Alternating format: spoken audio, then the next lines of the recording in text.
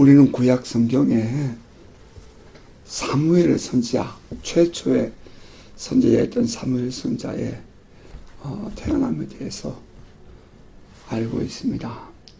사무엘상서 1장 1절은 이렇게 시작하죠. 에브라임의 산지 라마다임 소빔에 에브라임 사람 엘가나라 하는 사람이 있었으니 그는 여로함의 아들이요 엘리후의 손자요 도후의 증손이요 숲의 현손이라. 그에게 두 아내가 있었으니 한 사람의 이름은 한나요 한 사람의 이름은 브닌나라. 브닌나에겐 자식이 있고 한나에겐 자식이 없었더라. 이렇게 시작합니다. 저 산골, 에브라임의 산지, 산골짜기에 엘가나라는 한 사람이 두 부인을 가졌는데 첫째 부인 한나는 자식이 없고 둘째 부인 한나에게만 자식이 있었습니다.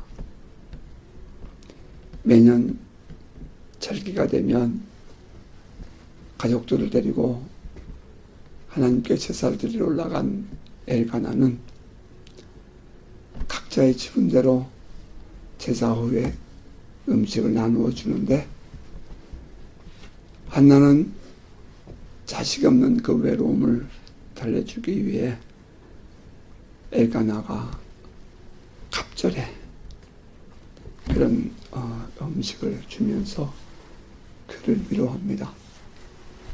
그런데 둘째 부인 이 브닌나가 한나가 자식이 없는 것을 향해서 조롱하고 비아냥거립니다. 너무 고통스러워서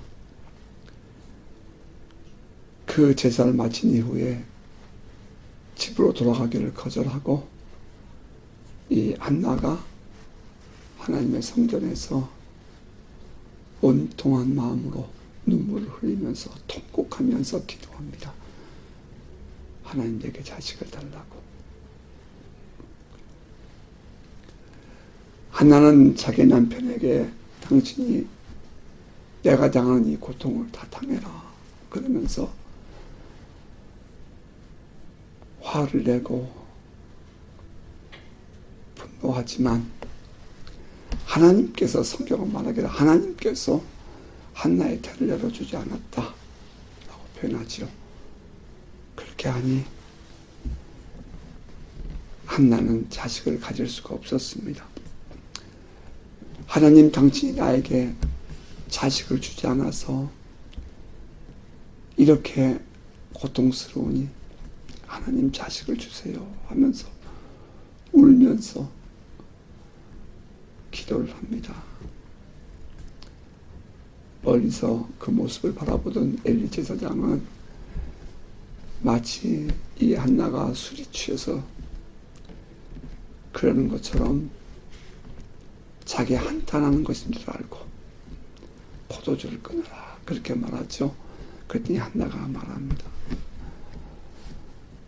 난 너무 원통한 사람인데 내가 어떻게 포도주를 먹고 내가 독주를 마시면서 즐기겠습니까? 자식이 없어서 내가 하나님께 기도했습니다. 이렇게 얘기합니다. 그랬더니 이제 엘리가 평안히 가라. 하나님께서 너의 기도대로 허락하시길 원한다. 이렇게 하면서 이제 보내게 되고 한나는 그 말을 듣고 이제 집에 돌아와서는 다시 근심을 하지 않았다 하는 것이 이 사무엘상 1장 1절부터 18절까지의 내용입니다. 저 산골 골짜기에 한 여인 한나 너무 원통스러워서 남편한테도 화를 내보고 자기 자신을 한탄해보지만 하나님께서 그의 인생을 붙잡고 계시니 그는 하나님 앞에 엎드려 기도할 수밖에 없었습니다. 그 여인으로 볼 때는 기도밖에 답이 없었던 거지요. 자, 우리는 그렇게 되면 한나의 공로만 보이게 되죠.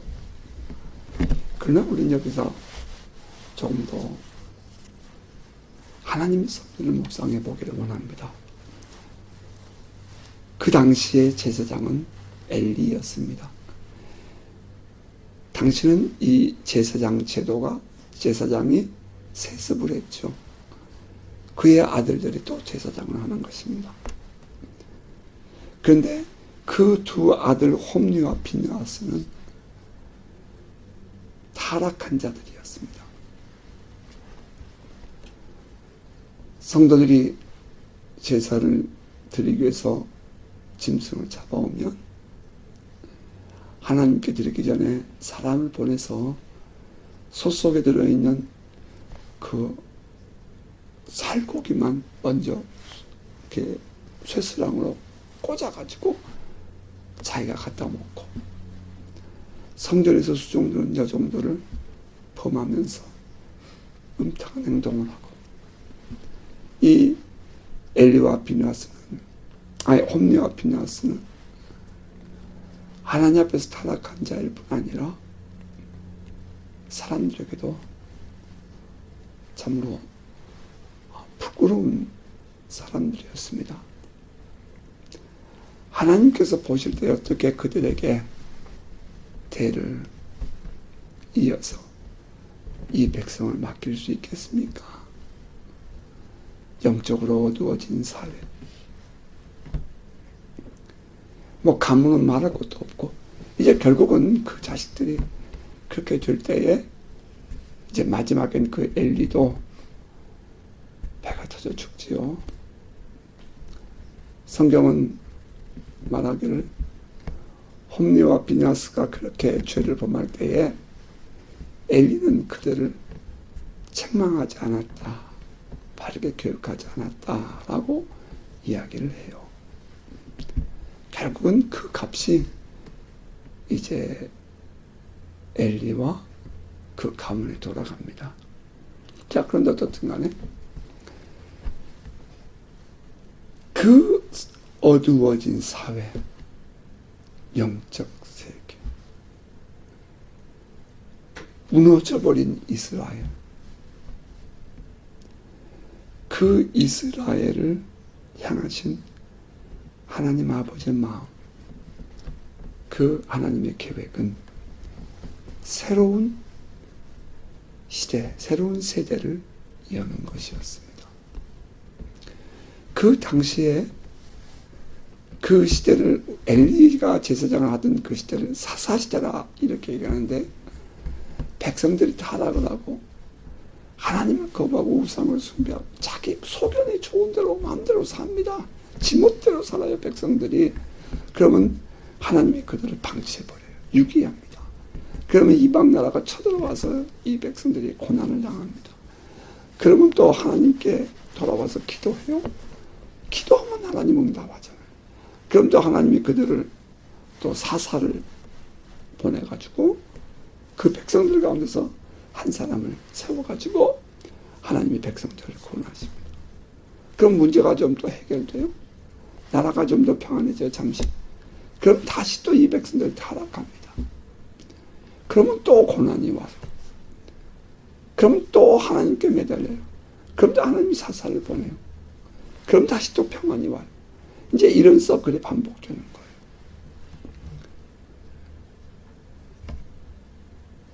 그때는 이 백성들을 지도할 왕이 없었으므로 백성들 자기의 소견에, 자기의 생각에 옳은 대로, 자기를 좋은 대로 행했더라, 이렇게 사사기서는 기록합니다.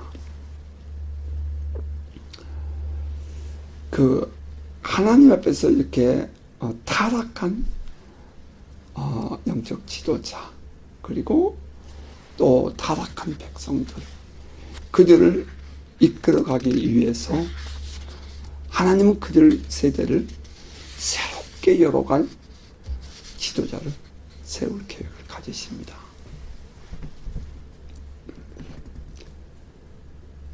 참 놀라운 일이죠. 아니요, 이것이 바로 하나님의 섭리죠.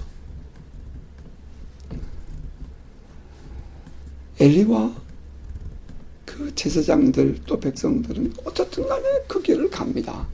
참 그런 타락한 엘리가 한나에게 기원했는데 그 말대로 되는 거 보면 그것도 또 놀라운 은혜예요. 영적으로 아주 어두웠어요. 완전히 그냥 질서도 무너져 있고요. 새로운 세대를 일으킬 마음을 가지신 하나님, 그분은 저 산골에 있는 엘가나라는 그 가정을, 엘가나의 가정을 택하십니다. 아마 가능성을 보았다면 한나라는 이 여인의 믿음을 보았을지 모르겠어요. 하나님은 그 한나의 태를 막습니다.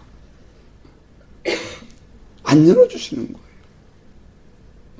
그러니까 이 원통하고 고통스러운 그 마음을 가지고 하나님 앞에 나가 기도합니다. 어찌 보면 한나는 준비된 여인이었다라고 생각할 수도 있겠죠. 어려운 일을 만나면 기도하고 고통스러운 하나님 앞에서 엎드리는 여인이었기 때문에 어쩌면 그래서 하나님이 그를 선택했을지도 모르겠어요. 또 한편 생각해보면 그들이 산골 골짜기에, 에브라임 골짜기에 있었기 때문에 이 타락한 세상과 구분되어 있었기 때문에 뭐 그렇게라도 말할 수 있겠죠. 무언가 하여간 이 가정을 향하신 하나님의 계획이 있었기에 새로운 인물을 만들기 위하여 한나라는 여인을 고통 속에 있게 했고, 한나는 그 어려움 속에 하나님께 눈물로 기도합니다. 하나님, 나에게 자식을 주시면 제가 그 아들에게 삭도를 되지 않냐고 하나님께 온전히 드리겠습니다. 한나는 마음의 결단을 하고 서원을 하고, 그렇게 해서 하나님은 한나를 통해서 사무엘을 낳게 하십니다. 얻으십니다. 그렇다면 한나가 아들을 낳지 못했던 것은 하나님의 또 하나의 섭리가 있었다 하는 것입니다. 때로는 우리가 살다 보면 고난을 당하고 억울한 일을 겪기도 하고 속상한 일도 만나기도 합니다. 하지만 그때에 우리에게 요구되는 것이 무엇입니까? 하나님의 가슴을 파고드는 거죠. 하나님께 부르짖는 겁니다. 그러면 하나님께서 그 일을 통해서 하나님의 뜻을 이루어 가시는 거예요. 한나는 그런 고통이 있었기 때문에 이와 같이 하나님의 계획과는 상관없이 자기의 고통이었지만 결국은 하나님의 뜻을 이루어가는 삶을 이루어내는 결과가 되었던 것입니다. 우리가 살면서 당하는 어려운 일들, 그 뒤에는 또 다른 감추어진 하나님의 섭리가 있다 하는 사실을 기대하면서 또 오늘 우리에게 주어진 삶에 최선을 다하고 또 기도하면서 이것을 이겨내겠다고 몸부림치는, 아예 그것조차도 기도하지 않고 그냥 살겠다 하면 뭐 그 사람은 더 이상 그 역사의 주인공은 될 수가 없지요. 그냥 그 속에서 깨어서 하나님의 얼굴을 구하고 하나님의 도우심을 구하고 하나님의 은혜를 구할 때에 하나님은 그 일을 통해서 하나님의 섭리를 이루어 가신다 하는 것입니다. 하나님의 섭리, You will be done. 당신의 뜻이 이루어지이다. 그 하나님의 섭리라는 관점에서 이해할 때에 우린 오늘의 이 본문이 새롭게 읽어집니다. 성탄절이 되면 사람들은 예수와 그의 어머니 마리아의 믿음과 어떤 예수의 탄생에 대한 예언의 성취와 그런 데 높은 관심을 갖습니다. 그 마리아와 아기 예수가 조명을 받을 때에 그 뒤에 감추어진 늘 그늘 속에 감추어진 사람이 있게 됩니다. 그는 요셉이라는 남편입니다. 이 요셉이라는 이 사람의 입장에서 생각해 보면 참 불쌍한 인생이지요. 어쩌면 평생을 이 결혼 때문에 고통 속에 살아야 되고 사람들에게 오해를 받고 아픔을 겪어야 할지도 모릅니다. 그런데 그것을 받아들이면서 이 여인을 받아들이는 요셉의 모습. 사실 이 요셉이 있었기 때문에 예수의 탄생이 가능했고 마리아의 이름이 드러난 것 아니겠습니까? 오늘의 본문 마태복음 1장 18절 이렇게 시작합니다. 예수 그리스도의 나심은 이루어하니라. 그의 어머니 마리아가 요셉과 약혼하고 동거하기 전에 성령으로 잉태된 것이 나타났더니 그의 남편 요셉은 의로운 사람이라. 그를 드러내지 않냐고 가만히 끊고자 하여 이 일을 생각할 때라고 기록되어 있습니다. 하나님은 준비된 사람을 찾으십니다. 언제나 하나님의 역사, 하나님의 일은 저절로 되는 것이 아니라 사람을 통해서 이루시는데 그때는 반드시 하나님은 준비된 사람을 쓰신다는 것입니다. 요셉은 마리아라는 처녀와 약혼을 합니다. 그리고 이제 결혼식 날을 기다리고 있는 것입니다. 그런데 불사 그 약혼녀가 잉태한 사실을 알게 된 것입니다. 하늘이 무너질 당황스러운 일 아니겠습니까? 도대체가 받아들일 수 없는 기가 막힌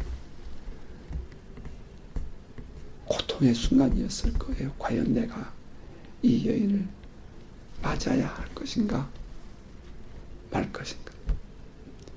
이 불결한 여인을 내가 어떻게 할 것인가. 그는 스스로 생각합니다. 가만히 끊으리라. 가만히 끊으리라. 벌쩍벌쩍 뛸 일입니다.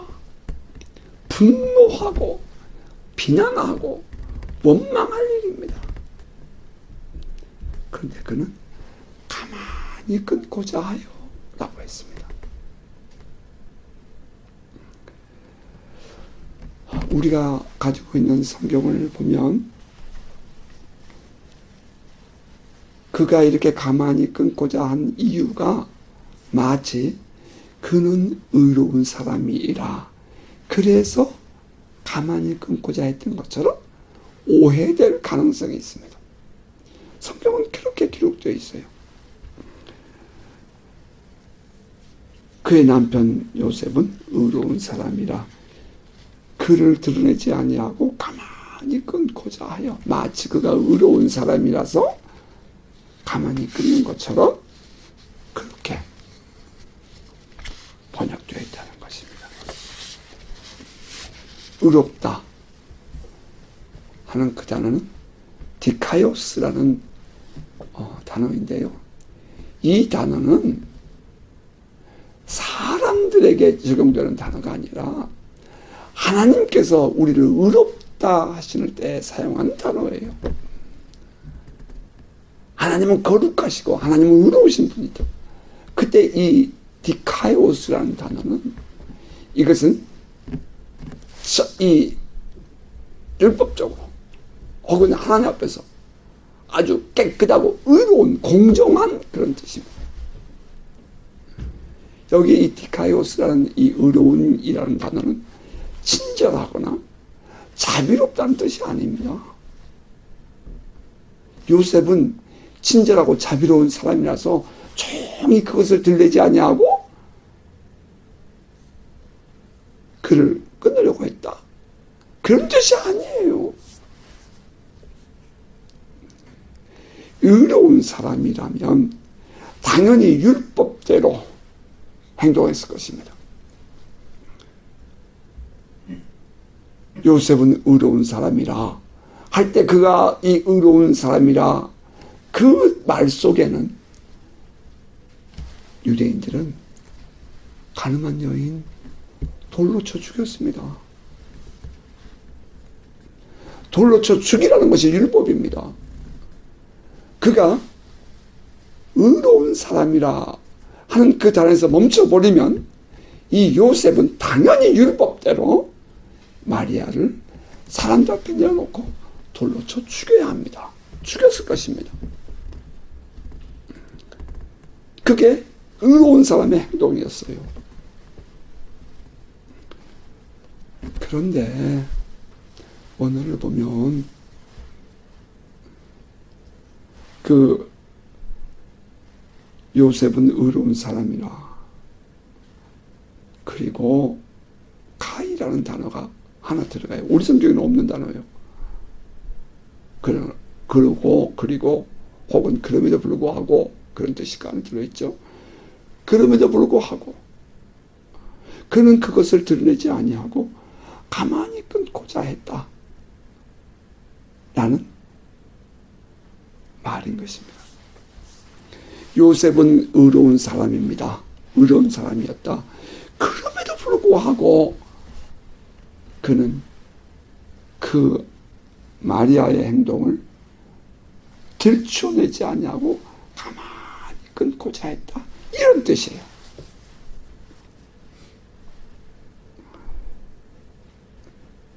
자, 그렇다면 우린 거기서 놀라운 이 요셉의 성품이 이해가 됩니다. 그런 하나님 앞에서 율법에 부끄럽지 않고 신앙적으로 올바른 사람이었습니다. 그럼에도 불구하고 그런 율법적인 사람이었지만 그럼에도 불구하고 그런 지혜롭게 사람을 품어주고 진득하게 감추어줄 줄 아는 사람이었다 하는 것입니다. 이게 놀라운 은혜.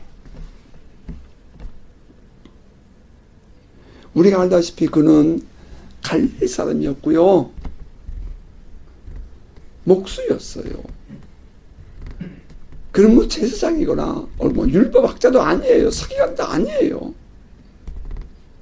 저 갈릴리 사람입니다.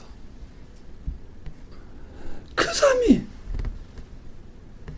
그런데 그럼에도 불구하고 그의 성품은 깊이 콤삭은 신앙 안에서 지혜롭고 온순했다는 것입니다.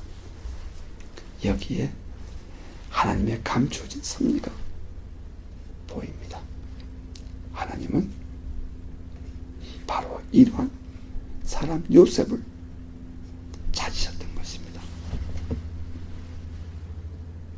오늘 우리의 삶은 어떤가요? 오늘 우리의 삶의 모습은 어떤가요?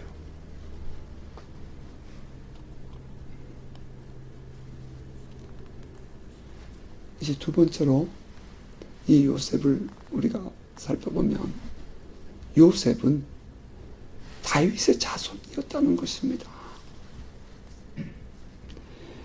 마태복음 1장 20절 21절은 이렇게 말해요. 이 일을 생각할 때에 주의 사자가 현몽하여 이르되, 꿈속에 나타나서 이르되, 다윗의 자손 요셉아, 내 아내 마리아 데려오기를 무서워하지 말라.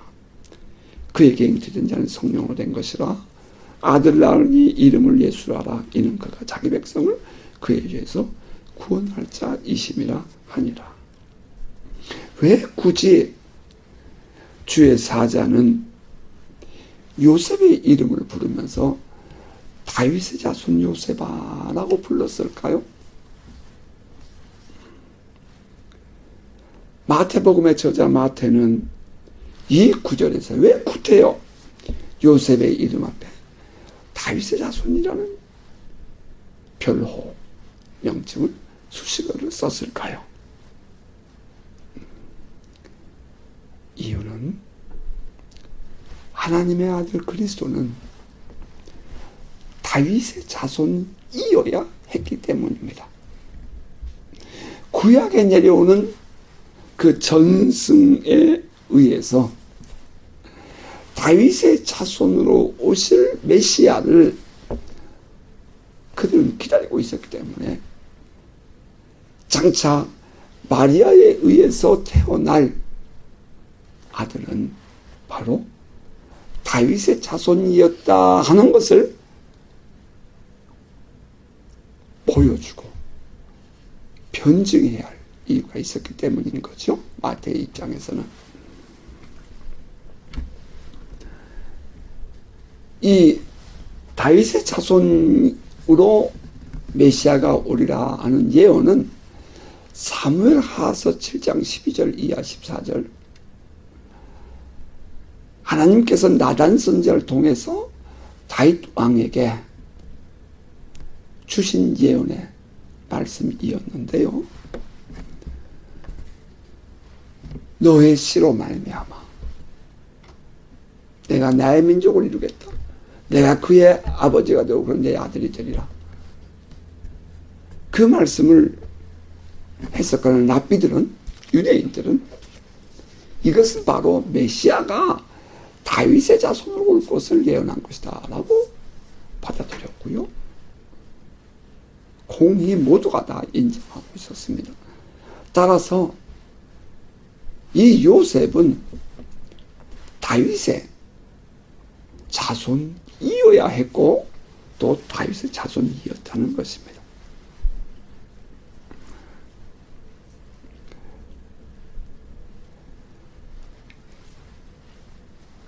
그의 성품도 그렇고요. 그의 출신도 그랬습니다. 예수가 드러날 때에 사람들은 그를 향해서 다윗의 자손 예수요라고 부르는데 이것은 단순히 그냥 신앙적인 것이 아니라 실제로 사실적으로도 예수는 다윗의 자손이었다는 것입니다. 자, 그리고 이 꿈에 나타난 천사의 고지 예언의 말씀을 들은 요셉은 그것을 단순히 믿습니다 하는 인식에서 끝내는 것이 아니라 그는 그 말씀을 단마음으로, 기쁜 마음으로 받아들이고 실천했다는 것입니다. 언제나 그렇듯 말씀은 우리가 행할 때에 내 것이 됩니다. 수없는 많은 설교를 듣고 수없는 하나님의 말씀이 있어도 그 말씀 내가 살아내지 않으면 그것은 그냥 울리는 꽹과리가 되는 것입니다. 성경은 이렇게 기록했습니다. 다윗의 자손 요셉아, 내 아내 마리아를 데려오기를 무서워하지 말라. 그에게 잉태된 자는 성령으로 된 것이라. 아들 낳으니 이름을 예수라 하라. 이는 그가 자기 백성을 그들의 죄에서 구원할 자이심이라 하니라. 이 모든 일이 된 것은 주께서 선자로 하신 말씀을 이루려 하심이니 이르시되 보라 처녀가 잉태하여 아들을 낳을 것이요 그의 이름은 임마누엘이라 하리라. 이사야서 7장 14절의 말씀 있죠. 하셨으니 이를 번역한즉 하나님이 우리와 함께 계시다 함이라. 요셉이 잠이 깨어 일어나 주의 사자의 분부대로 행하여 그의 아내를 데려왔으나 아들을 낳기까지 동침하지 아니하더니 나음의 이름을 예수라 하니 처녀가 잉태하여 아들을 낳으리라. 이 이사야 선지자의 예언의 말씀이 성취되었다. 처녀가 잉태하여 아들을 낳으려면 오직 한 가지 방법밖에 없죠. 성령으로 잉태하는 것밖에. 성령으로 잉태되었다. 이것을 강조해서 뭐라고 말하고도 싶겠지만 사람은 예수를 강조할 때는 이 부분을 말하겠죠. 그런데 이 요셉의 입장에서 바라본다면 성령으로 잉태되었다는 그거보다는 하나님의 예언의 말씀이 성취되었다 하는 데에 더 마음이, 신경이 더 쓰였을 것입니다. 유대인들에게 있어서는 그는 의로운 사람이에요. 유대인에게 있어서는 메시아가 오리라. 하나님의 의를 이루는 일을 자신의 개인적인 삶보다도 더 우선순위를 두고 위에 두었기 때문에 하나님의 예언의 말씀이 성취된다는 이 천사의 고지 전달해주는 이 예언의 말씀에 요셉은 아멘하고 받아들인 것입니다. 요셉이 잠이 깨어 일어나 주의 사자의 분부대로 행하여. 나는 오늘의 본문을 묵상하다가 바로 이 부분이 요셉이 결정적인 요셉 될 수 있는 원인이었다고 생각합니다. 요셉이 잠에서 깨어 일어나 주의 사자의 분부대로 행하여. 이 말씀은 우리의 삶 속에서 깊이 고려되고 묵상되어야 할 부분입니다. 꿈은 현실이 아니잖아요. 사람들은 꿈은 사실이 아니라고 말합니다. 하지만 우리는 분명히 알아야 할 것은 하나님께서 우리의 삶 속에 침노하시는 방법 중에 하나가 꿈이라는 거죠.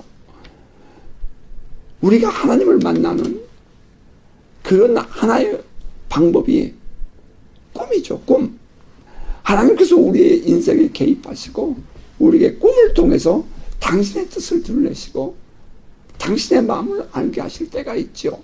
꿈이 다는 그렇다는 것은 아닙니다. 그러나 하나님이 우리를 만나주시는 한 방편인 거지요.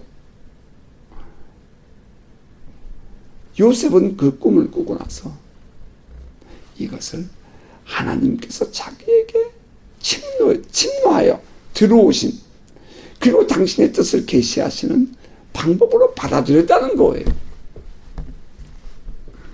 그는 결코 그 꿈을 무시하지 않습니다. 그리고 주의 사자의 분부를 하나님의 마음으로 받고 하나님의 말씀으로 받고 그것을 실행한다는 것입니다.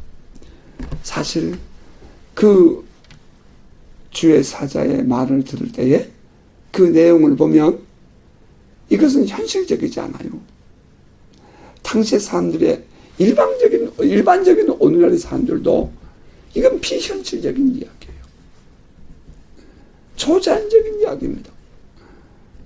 상식에 어긋나는 행동의 말이에요. 사실 그 말을 내가 받아들이게 되면 고통이 따라올 수 있어요. 오해도 받을 수 있어요. 부끄러움을 당할 수도 있어요.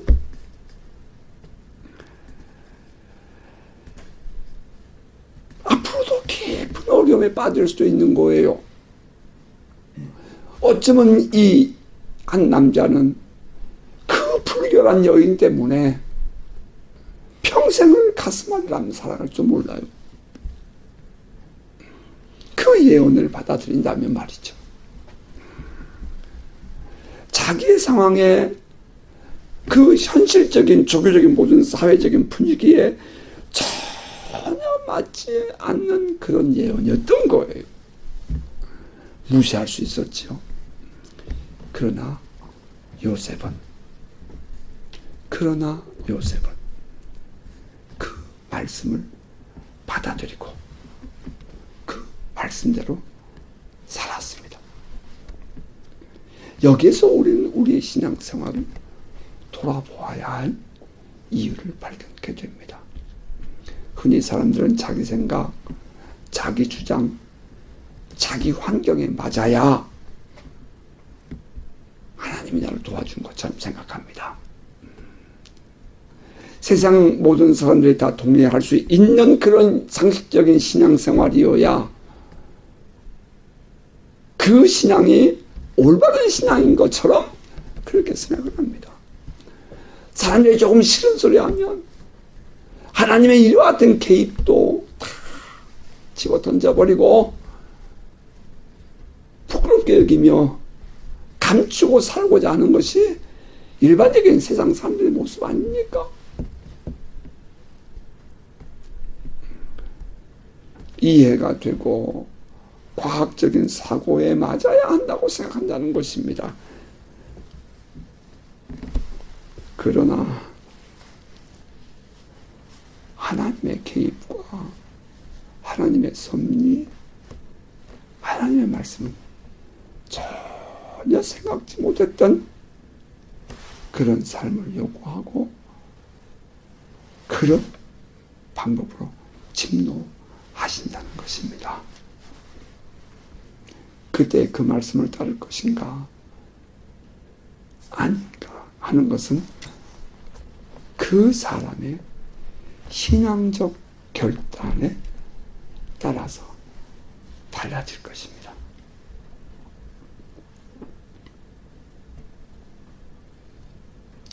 적당히 타협해서 그냥 그렇게 살 것인가 아니면 하나님의 섭리 앞에서 순종하며 살 것인가.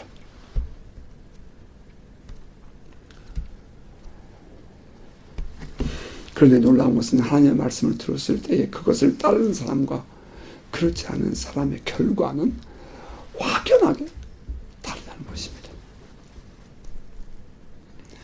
하나님의 말씀은 따르느냐 실천하느냐 그렇지 않느냐에 따라서 그 말씀이 나의 말씀이 될 수도 있고 아닐 수도 있습니다. 여러분 어떻습니까? 만일 그때 요셉이 그 주의 사자의 말을 듣고 자기의 주장과 자기의 생각대로 했더라면 어찌 되었을까? 생각해 보게 됩니다.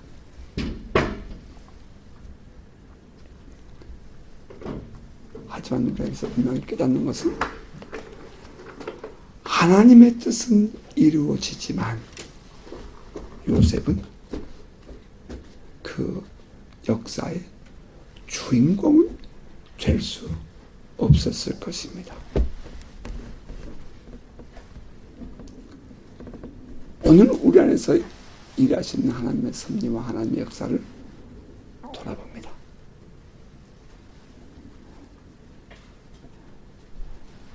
자, 말씀을 내주십시다.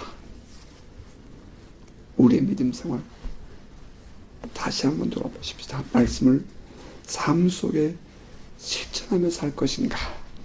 오늘 하나님께서 우리에게 향하신 그 하나님의 마음을 우리가 받아들이며 살 것인가? 아니면 나의 생각과 나의 주장, 내가 가지고 있는 어떤 독트린, 그것을 따라 살 것인가? 바라기는 주의 말씀, 예언의 말씀을 따라 실천하는 것. 그 하나님의 섭리, 하나님의 역사의 한가운데 크게 흘러가는 그 하나님 나라의 트렌드, 이 역사 속에서 주인공 되는 은혜가 있기를 주의 이름으로 축복합니다.